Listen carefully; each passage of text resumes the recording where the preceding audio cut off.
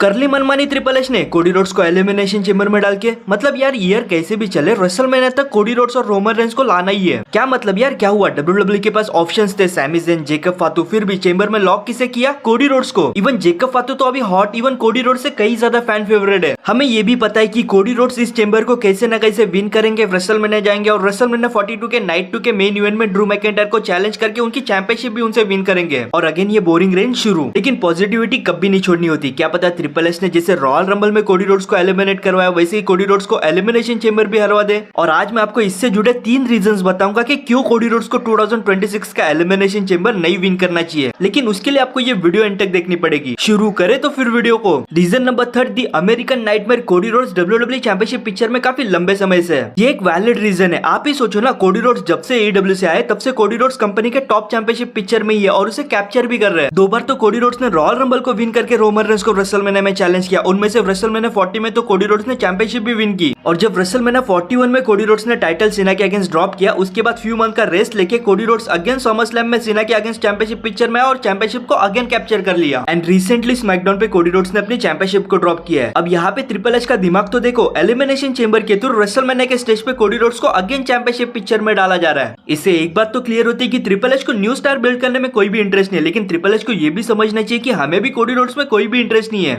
Even Cody Rhodes के अलावा company में कई सारे टैलेंट्स है, सैमी ज़ेन, जेकब फातू, खुद ब्रॉन्सन से, उन्हें भी तो आगे लाओ। रैंडी ऑर्टन ने तो कितने ईयर्स हो गए होंगे रेसलमेनिया को मेन इवेंट नहीं किया। अब एक ऐसा बंदा जिसने अपना करियर ही डब्ल्यूडब्ल्यूई को दे दिया, अब करियर के एंड में एक रेसलमेनिया मेन इवेंट तो बंदा डिजर्व करता ही है। लेकिन नहीं, हमें किसे लाना है, कोडी रोड्स को। Reason number 2, repeated feud. तो गाइस 2026 के रॉयल रंबल विनर ने तो अपना रेसलमेनिया ओपोनेंट चूज कर लिया। अब चेंबर जो भी विन करेगा वो सीधे undisputed WWE champion Drew McIntyre को रेसलमेनिया में फेस करेगा। अब ऐसे में कोडी रोड्स चेंबर विन करते तो अगेन यार वही रिपीटेड फ्यूड स्टार्ट हो जाएगी, बिकॉज कोडी रोड्स और ड्रू मैकिंटायर ये फ्यूड काफी लॉन्ग टाइम से शुरू है और 2025 में ही कई बार दोनों एक दूसरे को फेस कर चुके हैं। अब ऐसे में अगेन एक बार ट्रिपल एच इन दोनों की फ्यूड रेसलमेनिया जैसे स्टेज पे करवा दे तो मुझे नहीं लगता कि फैंस इस मैच में इंटरेस्ट दिखाएंगे और रिजल्ट भी प्रेडिक्टेबल बन जाएगा। बिकॉज एवरीवन नोस कि कोडी रोड्स के चेंबर विन करने के बाद कोडी रोड्स उस चैंपियनशिप को भी कैप्चर कर ही लेंगे और वो चैंपियनशिप कोडी रोड्स से कई ज्यादा ड्रू मैकिंटायर पे ही सूट होती है। और reason number 1, Cody Rhodes WrestleMania को back to back main event कर चुके हैं। कोडी रोड्स ने अपना रिटर्न रेसलमेनिया 38 में किया था, यानी 2022 में।